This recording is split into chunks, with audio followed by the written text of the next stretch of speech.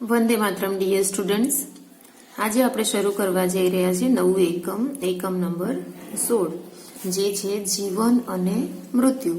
હવે જીવન અને મૃત્યુ તે શબ્દો શું છે જોઈને તમને ખ્યાલ આવશે કે જીવન અને મૃત્યુ તે વિરુદ્ધાર્થી શબ્દ છે. જીવન એટલે જિંદગી અને મૃત્યુ એટલે મોત. બરાબર?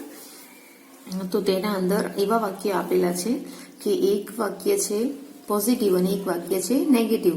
એક હકારાત્મક વાક્ય છે અને એક નકારાત્મક વાક્ય છે. એક જે શબ્દ આપેલો છે, બીજો શબ્દ તેનો વિરુદ્ધાર્થી શબ્દ છે. હવે આપણે જોઈએ એકમને કે પ્રેમ જીવન છે તો નફરત મૃત્યુ છે. શું છે? જિંદગીની અંદર જીવન કોને કહેવાય? જેની અંદર પ્રેમ હોય તેને કહેવાય જીવન. એટલે કે જેમાં પ્રેમ છે તે જીવન છે, પરંતુ મૃત્યુ બરાબર શું છે? નફરત. કોઈને આપણે નફરત કરીએ તે વસ્તુ મૃત્યુ બરાબર છે. બીજું છે એકતા. તો એકતા જીવન છે અને વેર મૃત્યુ છે. એટલે કે સંપ રાખવાનો, એકતા રાખવાની, યુનિટી રાખવાની, તેને કહેવાય જીવન. તે જીવન સમાન છે. બધા એક મળીને એક સાથે સંપથી જીવે તે જીવન છે, પરંતુ મૃત્યુ શું છે? વેર. એટલે કે કોઈની સાથે દુશ્મનામત રાખવી તે મૃત્યુ સમાન છે. ત્રીજું છે આશા જીવન છે. એટલે કે જિંદગીની અંદર આશા રાખવી, કોઈ વસ્તુની આપણે આશા રાખીએ, ઈચ્છા રાખીએ કે આ વસ્તુ હું પૂરી કરી શકીશ જ, એવી આશા રાખીએ અને જિંદગી જીવીએ તેને કહેવાય જીવન. બરાબર? પોઝિટિવિટી રાખીએ તેને કહેવાય જીવન. પરંતુ નિરાશા મૃત્યુ છે. એટલે કે આપણે નિરાશ થઈ જઈએ કે આ વસ્તુ હું ક્યારે પણ કરી શકીશ નહીં, મારાથી આ શક્ય જ નથી. બરાબર? તો એવું રાખીએ, આપણે નિરાશા રાખીએ તો એ મૃત્યુ સમાન છે. ચોથું છે વીરતા. તો વીરતા જીવન છે, કાયરતા મૃત્યુ છે. જિંદગી શું છે? જીવન કોને કહેવાય? કે જેમાં વીરતા હોય, બહાદુરી હોય. બરાબર? તે જિંદગી છે. બરાબર? જિંદગી શું છે? જીવન શું છે? કે તેના અંદર તમે વીરતા રાખો, બહાદુરી રાખો તો એ જિંદગી છે. પરંતુ કાયરતા રાખો, તમે ડરપોક રહો, હંમેશા કોઈ વસ્તુથી ડરતા રહો, કાયર બનેલા રહો, તો તે વસ્તુ શું છે? મૃત્યુ સમાન છે. પાંચમું છે સાદગી. તો સાદગી જીવન છે. સાદગીથી જિંદગી જીવવું, બરાબર, કામ કરવું તે જ જીવન છે, તે જિંદગી છે. પરંતુ વિલાસિતા એટલે કે આળસુપણું રાખવું, માત્ર આરામ કરવો, કંઈ પણ કાર્ય નહીં કરવું, તે શું છે? મૃત્યુ સમાન છે. મતલબ ભોગ વિલાસથી જીવવું તેને શું કહેવાય? તે મૃત્યુ સમાન છે. પછી છે સત્ય જીવન છે.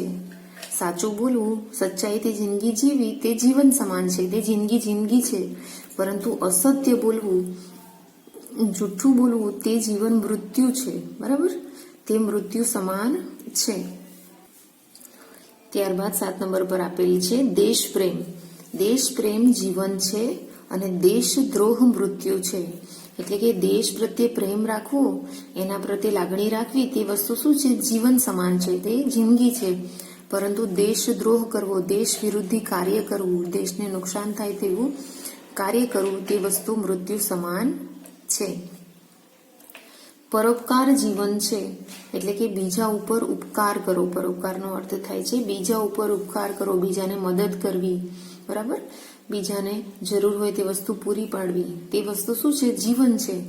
એવી જિંદગી છે, તે જિંદગી છે. પરંતુ સ્વાર્થ મૃત્યુ છે. એટલે કે સ્વાર્થી બનવું, માત્ર પોતાના ફાયદા માટે જ બીજાનો ઉપયોગ કરવો, તે વસ્તુ શું છે? મૃત્યુ સમાન છે. આ 9મું છે મહેનત જીવન છે, આળસ મૃત્યુ છે. એટલે કે મહેનતથી જિંદગી જીવી, કામ કરીને કમાવું ને ખાવું, તે વસ્તુ જીવન સમાન છે. જિંદગીમાં હંમેશા ભણવામાં, નોકરીમાં, દરેક જગ્યાએ મહેનત કરવી જરૂરી છે. મહેનત કરીએ તો તે વસ્તુ જીવન બની રહે છે, તો આપણી જિંદગી બની રહે છે. પરંતુ આળસ કરીએ તો એ મૃત્યુ સમાન છે. કોઈ પણ કાર્ય કરવામાં તમને આળસ આવતી હોય તો એ જિંદગી કેવી છે? મૃત્યુ સમાન છે. 10મું છે સંયમ જીવન છે. એટલે કે સંયમથી જીવવું, ટાઈમસર ઉઠવું, ટાઈમસર જમવું. બરાબર? દરેક કાર્ય સંયમથી બોલવું, તે વસ્તુ જીવન છે. પરંતુ અસંયમ એટલે કે કોઈ પણ કાર્ય સમયસર ન કરવું, બોલવામાં સભ્યતા નહીં રાખવી, તે બધું શું છે? અસંયમ છે. તો એ અસંયમ શું છે? મૃત્યુ સમાન છે. ત્યારબાદ વિદ્યા જીવન છે. વિદ્યા એટલે કે તમે જે શિક્ષણ પ્રાપ્ત કરો છો તે વિદ્યા જે શિક્ષણ પ્રાપ્ત કરો તે જીવન છે. પરંતુ અજ્ઞાનતા એટલે કે તમને કોઈ વસ્તુ વિશેનું જ્ઞાન હોય નહીં તો તેવું જીવન શું છે? મૃત્યુ સમાન છે. એટલે કે અજ્ઞાનતા મૃત્યુ છે. ત્યારબાદ છે ધર્મ પાલન એટલે કે ધર્મનું પાલન કરવું. તમારો જે ધર્મ હોય તેને પાળવું, તેનું પાલન કરવું, તેના નીતિ નિયમોને અનુસરવું, તે વસ્તુ શું છે? જીવન સમાન છે. પરંતુ અધર્મ એટલે કે કોઈ ધર્મને લગતા અધર્મી કાર્યો કરવા, ધર્મના વિરુદ્ધ કાર્ય કરવા, તે મૃત્યુ સમાન છે.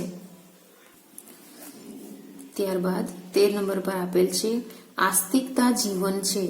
આસ્તિકતા એટલે આસ્તિક, બરાબર, ભગવાન ઉપરની શ્રદ્ધા એટલે ભગવાન ઉપર રાખેલી શ્રદ્ધા તે જીવન છે. ભગવાન ઉપર આપણે શ્રદ્ધા રાખીએ કે ભગવાન છે તો તે શું છે? જીવન છે. પરંતુ નાસ્તિકતા એટલે ભગવાન ઉપર આપણે શ્રદ્ધા નહીં રાખીએ કે ભગવાન છે જ નહીં, તેવું નાસ્તિકતા શું છે? મૃત્યુ સમાન છે. 14મા નંબર પર છે સ્વતંત્રતા જીવન છે. એટલે કે સ્વતંત્રથી જીવવું. આપણો દેશ અત્યારે આઝાદ છે, આપણે સ્વતંત્ર છીએ, તો આ સ્વતંત્રતા એ વસ્તુ છે એના એ રીતે આપણે જીવીએ છીએ તો એ આપણી જિંદગી જીવન છે. પરંતુ ગુલામીથી જીવીએ તે મૃત્યુ સમાન છે. આપણે કોઈની ગુલામીમાં કોઈના અંડર જિંદગી જીવતા હોય, કોઈ આપણા પર હુકમ કરતું હોય ને એ રીતે આપણે જિંદગી જીવતા હોય તો તે શું છે? ગુલામી છે. અને ગુલામી મૃત્યુ સમાન છે. ત્યારબાદ છે કીર્તિ જીવન છે, બદનામી મૃત્યુ છે. તમે એવું કાર્ય કરો જેનાથી સમાજની અંદર, દુનિયાની અંદર તમારી માન મર્યાદા વધે, તમારો મોભો વધે, તો તે વસ્તુ જીવન સમાન છે. પરંતુ તમે એવા કામ કરો જેનાથી સમાજની અંદર, દુનિયામાં તમારી બદનામી થાય, તો તે જિંદગી શું છે? મૃત્યુ બરાબર છે. ત્યારબાદ 16 નંબર પર આપેલ છે સત્સંગ જીવન છે. સત્સંગ એટલે કે અહીં કોઈ સત્સંગમાં જોડાવાની વાત નથી કરવામાં આવેલી, પરંતુ સત્સંગ એટલે કે સારા લોકોનો સાથ. જીવનની અંદર સારા લોકોનો સાથ હોય તો એ જિંદગી જીવન સમાન છે. પરંતુ કુસંગતિ એટલે ખરાબ લોકોનો સાથ, જે આપણને ખરાબ રસ્તે દોરી જતા હોય, ખોટા માર્ગે દોરી જતા હોય, ખોટી આદતો શીખવાડતા હોય, તો એવી કુસંગતિ મૃત્યુ સમાન છે. એટલે સત્સંગ જીવન છે અને કુસંગતિ મૃત્યુ છે. તો અહીં આપણે ટોટલ 16 મુદ્દા જોયા, જેના અંદર દરેક મુદ્દાની અંદર તેનાથી ઓપોઝિટ આવતો, વિરુદ્ધ આવતો શબ્દ દર્શાવેલો છે અને તેના આધારે વાક્ય બનાવેલા છે.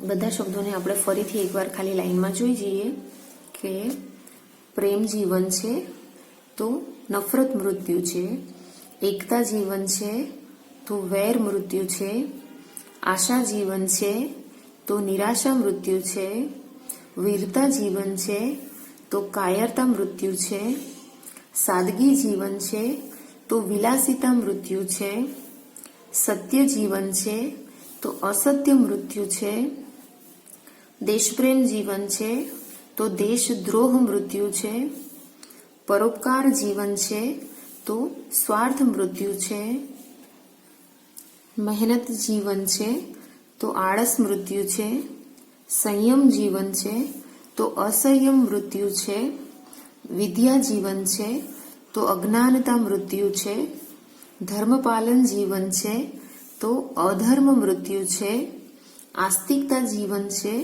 તો નાસ્તિકતા મૃત્યુ છે, સ્વતંત્રતા જીવન છે તો આઝાદી મૃત્યુ, ગુલામી મૃત્યુ છે, કીર્તિ જીવન છે તો બદનામી મૃત્યુ છે, અને સત્સંગ જીવન છે તો કુસંગતિ મૃત્યુ છે. બરાબર? તો અહીં સમગ્ર એકમની સમજૂતી પૂરી થાય છે. હવે આપણે જોઈએ એકમના કેટલાક શબ્દાર્થ. પહેલો શબ્દ છે પ્રેમ, જેનો અર્થ થાય છે પ્યાર. કીર્તિ, જેનો અર્થ થાય છે યશ, પ્રસિદ્ધિ. એકતા, જેનો અર્થ થાય છે મેળ, સમ. આસ્તિકતા, જેનો અર્થ થાય છે ઈશ્વરમાં વિશ્વાસ, શ્રદ્ધા. સંયમ, તેનો અર્થ થાય છે મનને વશમાં રાખવું, તે. સાદગી, તેનો અર્થ થાય છે નિખાલસતા. ઉદ્યોગ, તેનો અર્થ થાય છે કામ, ધંધો. સ્વતંત્રતા તેનો અર્થ થાય છે આઝાદી. નાસ્તિકતા તેનો અર્થ થાય છે ઈશ્વરમાં અવિશ્વાસ. સત્સંગ તેનો અર્થ થાય છે સારા લોકોનો સાથ. બરાબર? તો આ એકમને આપણે અહીં પૂરો કરીએ છીએ. નેક્સ્ટ વિડીયોની અંદર આપણે તેનો અભ્યાસ જોઈશું. Okay, bye students.